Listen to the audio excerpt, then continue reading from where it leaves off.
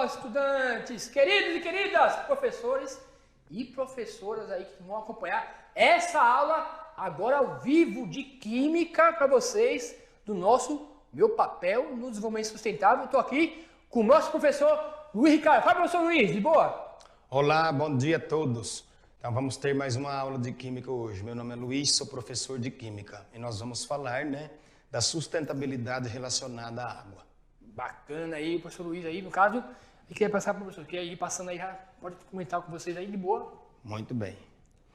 Então nós vamos aqui ver a habilidade que é levantar, testar hipóteses sobre variáveis que interferem na dinâmica dos fenômenos da natureza e de processos tecnológicos, com ou sem uso de dispositivos e aplicativos digitais, utilizando procedimentos e linguagens adequados à investigação científica. Muito bem, a água, um bem precioso, A habilidade do currículo paulista, EM 13 CNT 105, analisar os ciclos biogeoquímicos e interpretar os efeitos de fenômenos naturais e da interferência humana sobre esses ciclos, para promover ações individuais ou coletivas que minimizem as consequências nocivas à vida. Então, quando nós falamos de ciclos biogeoquímicos da água, nós estamos falando do ciclo da água na natureza, que é um ciclo bastante simples. É o processo de evaporação, ela se condensa, a chuva traz ela de volta e ela vai então participar dos outros ciclos biogeoquímicos, mudando até a parte geográfica do nosso planeta. Tá certo? Muito bem. Objetivos da nossa aula, Nós vamos aprofundar os nossos conhecimentos a respeito da sustentabilidade. Então, o que é sustentabilidade? É quando eu utilizo um bem que eu tenho disponível para mim, mas não é só eu utilizar, eu também garantir que as gerações futuras poderão também utilizar esse bem. E depende do meu cuidado para que isso aí possa acontecer de maneira efetiva, tá? Depois nós vamos analisar a origem e a importância da água e investigar uma situação, problema que nos remeta a esse assunto, tá bem? Então sugerimos que os estudantes tenham o seu diário de bordo aí em mãos para que vocês possam então registrar e acompanhar as suas aprendizagens e algumas dúvidas que vocês possam ter para o nosso momento de interação. Está bem? Muito bem. Água, o solvente universal. Investigar e analisar as propriedades da água e sua importância como recurso natural, certo? Então a água ela tem muitas propriedades importantes e que vão auxiliar nos processos biológicos, nos processos geológicos, nos processos químicos que ocorrem com frequência na natureza. Então, tudo na natureza praticamente depende da água, porque ela tem propriedades físico-químicas que são fundamentais para que esses processos aí se desenvolvam, Então, os nossos objetos de conhecimentos.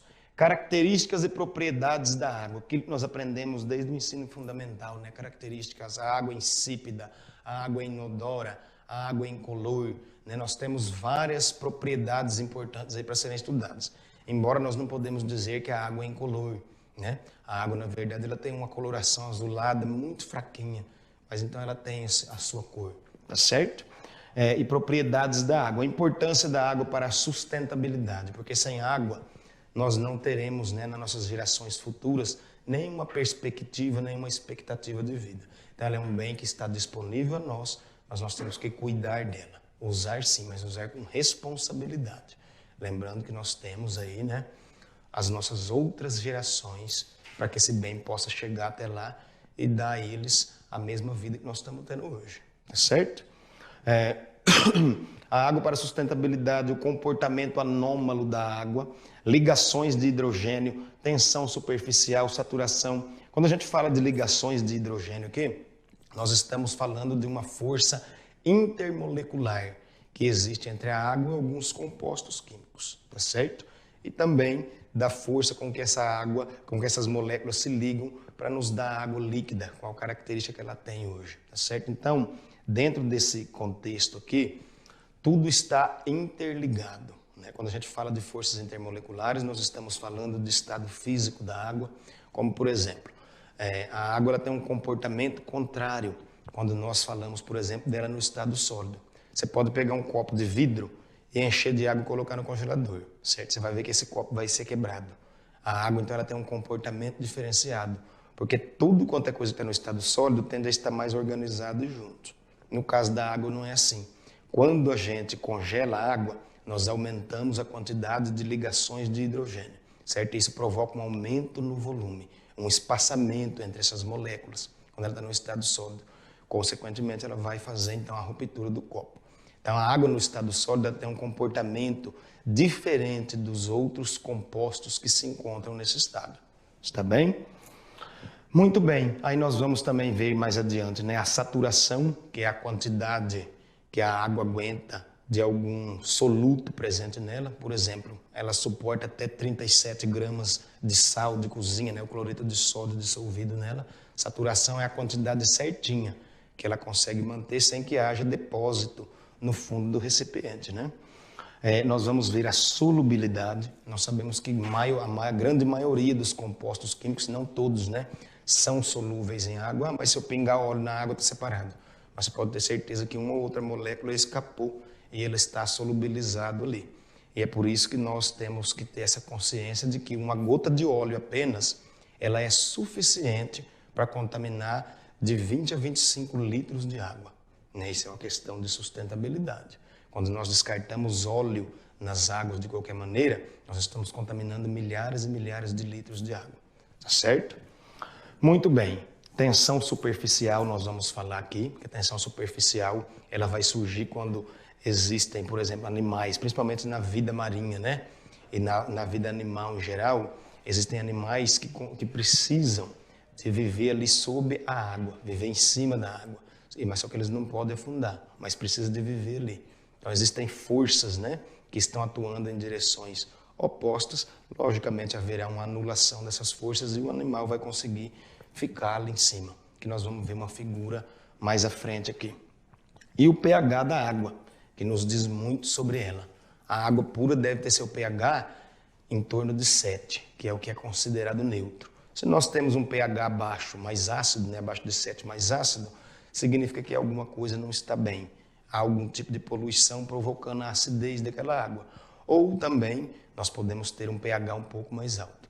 Existe algum composto que está provocando um deslocamento de equilíbrio e, consequentemente, alterando o padrão de pH, ou potencial hidrogeniônico dessa água. Então, todos esses parâmetros irão nos dizer o estado em que se encontra a água. Quando nós analisamos uma amostra de água, nós vamos analisar todos esses parâmetros. Eles, então, vão nos dar um resultado, vão nos dar uma resposta a respeito das condições das quais aquela amostra de água se encontra.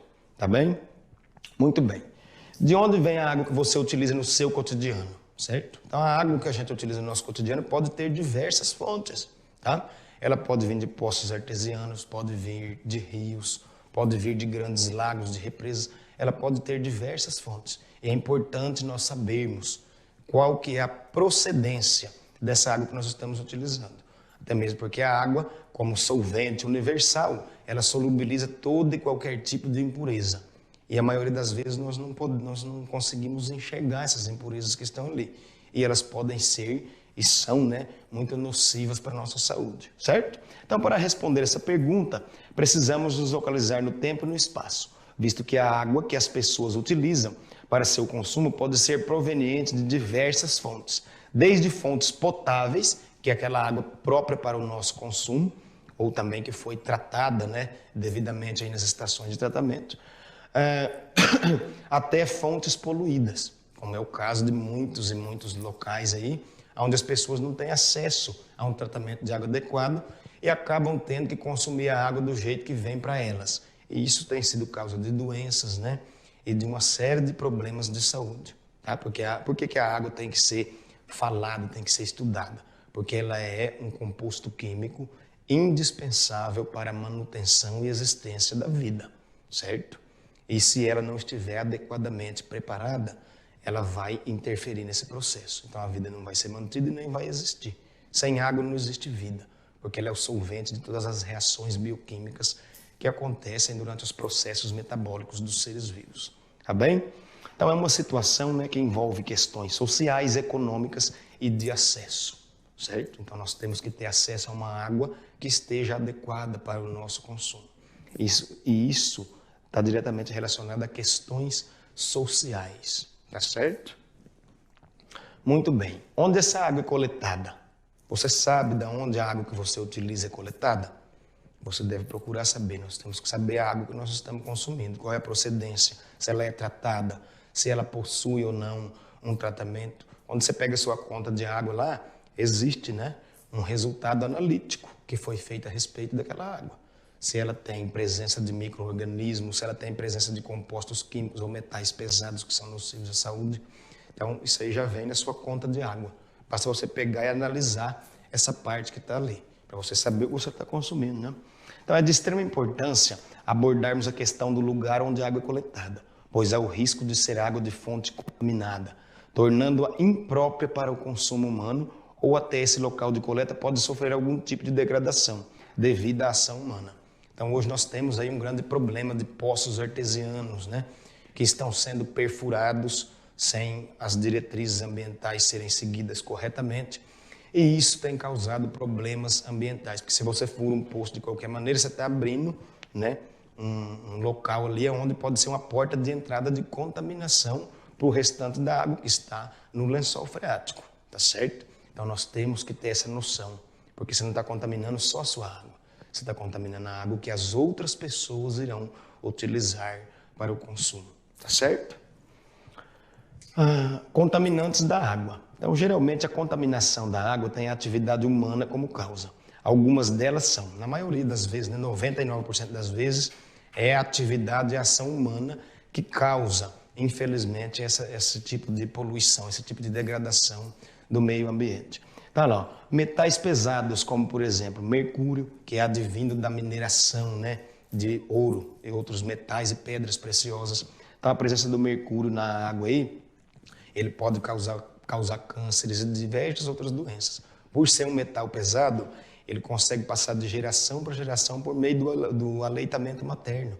Nós temos vários artigos aí que já mostraram que isso daí acontece. Então, passa por uma descendência, né? Vai passando de uma geração para outra. Outro metal pesado que nós temos aí, a presença pode ser o cádmio, tá? Presente principalmente em pilhas e baterias, que é um metal utilizado no processo de oxirredução, para a gente poder produzir eletricidade naquela pilha ali. Chega uma hora que aquela reação ali, ela cessa, né? Porque o sal de cádmio termina, e aí a pessoa descarta essa pilha de qualquer maneira na natureza, e o cádmio passa, então, a poluir aquele meio ambiente. Ele é um metal pesado que também tem efeito acumulativo no organismo humano. Quando nós falamos em metais pesados, nós temos que ter em mente que o maior problema desse tipo de metal é o efeito acumulativo que ele tem e os problemas que ele vai causar na saúde, né? Os impactos que eles vão exercer sobre a saúde da gente no decorrer do tempo. E depois nós temos outro metal pesado também, que é o cromo, né? O cromo advém principalmente da atividade industrial e também de alguns tipos de pilhas e baterias que são fabricados e são descartadas incorretamente na natureza quando termina o seu processo de vida útil. Tá? Esgotos sem tratamento, que são lançados, né, a céu aberto, lançados em qualquer lugar, esgotos clandestinos, todos eles vão contaminar a fonte de água. Vamos supor que nós temos aí um processo de atividade industrial que está sendo descartado ali num rio. E aquele rio é represado logo mais adiante para que aquela água, então, seja utilizada no abastecimento de uma cidade, né? Então, aquela água pode passar por um tratamento, pode passar por uma série de coisas, mas ela ainda vai sempre ter resíduos, né? Traços de materiais que podem ser nocivos à saúde, tá bom? Depois nós temos o descarte de lixo inadequado. Então, o lixo, toda vez que nós temos o descarte de lixo, nós temos a produção do chorume, que é um residual do lixo, tá certo? E esse residual, ele penetra pelo lençol freático e contamina a água. Outro problema que nós tivemos aí, que na verdade ele ainda está ocorrendo, é a construção dos cemitérios, né? Antigamente era sepultado o corpo direto na terra e isso também produzia chorume.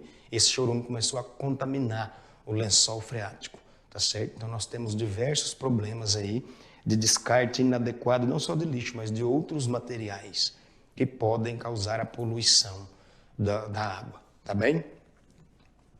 Então, qual o seu consumo diário de água? Então, de acordo com a ONU, né, a Organização das Nações Unidas, é recomendado que o consumo por pessoa seja de 110 litros por cada pessoa. No Brasil, no entanto, nós temos aí um consumo por pessoa que ultrapassa os 200 litros de água por dia. Então, o Brasil tem 200 milhões de habitantes. Então, são 200 milhões de habitantes que estão gastando 200 litros de água por dia. Então, nós temos uma quantidade muito grande de água sendo jogada fora e sendo tornada inadequada para um posterior consumo. Tá bem? Sem contar que esses 200 litros ainda vão poluir outros, né, mais ou menos aí 200 litros na natureza. Então, nós temos um problema ambiental quando nós utilizamos muita água de maneira inadequada. E isso tem um impacto negativo principalmente com relação ao uso sustentável, pois esse caminho não garante que gerações futuras terão água disponível para o seu consumo, como nós, a geração atual, estamos tendo. Portanto, é necessário que haja uma conscientização, principalmente individual, de que a água que você desperdiça hoje pode lhe fazer falta no presente, não só amanhã. Ela pode e vai, se nós não começarmos a repensar a nossa ideia sustentável, de que nós temos que cuidar daquela água que nós utilizamos no nosso dia a dia, nas tarefas domésticas, no nosso banho, certo? Então nós temos que observar isso daí, nós temos que ser despertados para essa questão sustentável em relação ao uso da água. Muito importante, você vai tomar um banho, essa é uma coisa simples, coisa muito simples. Você vai tomar um banho, não precisa ficar meia hora com o chuveiro ligado. Você até pode ficar meia hora debaixo do chuveiro, certo? Mas aí você liga, ensaboa, demora um pouquinho, canta sua musiquinha lá e tudo mais, né? Depois você liga, enxágua, certo? Vai escovar o dente, não precisa ficar com a torneira ligada o tempo inteiro, né? Ah, mas é eu que pago a água, mas você está desperdiçando uma água que vai ser utilizada pela sua geração posterior. Então nós temos que ter essa consciência de que a água é um bem precioso e nós não podemos desperdiçá-la. Nós temos que usá-la com sustentabilidade e responsabilidade social, certo? Então agora vamos para uma atividadezinha que nós temos aqui, né? Então, você já parou para observar qual a quantidade de água que você realmente usa? Era o que eu estava falando aqui agora. São coisas simples. Você já observou quanto de água você gasta dando banho no cachorro? Quanto de água que você vai gastar ali, por exemplo, lavando a sua calçada, lavando o seu carro, tomando o seu banho? Nós temos que parar para observar isso daí e anotar e ver qual que está sendo o nosso comportamento negativo que está conduzindo ao desperdício de água, tá certo? Questão 2. Que quantidade de água você desperdiça? Você já prestou atenção? Estou falando que você tem a quantidade que você usa e você tem a quantidade que é desperdício, certo? Você pode muito bem encher um copo d'água para escovar o seu dente, para enxaguar a boca, não ligar a torneira, né, enquanto você está ali. A água que você enxágua a boca é o que você está usando. E aqui está escorrendo pela torneira, está sendo perdida. É aquela água que está sendo desperdiçada durante um processo tão importante quanto qual que é o escovar dos dentes. Tá certo? Então, após observar, faça anotações. Então, essas anotações aí que nós vamos fazer após a observação, nós vamos usar no período de interação aqui da nossa aula. Está certo? Então, vamos começar, né, a nossa interação. Certo. Beleza, pessoal, aí tranquilo aí. Para na finalização, falar um pouquinho. O legal que o professor Luiz, né, comentou aqui um pouquinho a questão da água, com um ponto de vista do nosso aprofundamento, né, eu estou trabalhando com energias limpas, né, tem toda a relação, ó, ele falou assim, ó, desperdício de água, a questão de você investir em energias renováveis, né, no caso. A professora Priscila está falando de zoonoses tropicais, que o professor comentou aqui. A questão das doenças que tem a relação do saneamento básico. Tudo está interligado, né, professor? Tudo está interligado.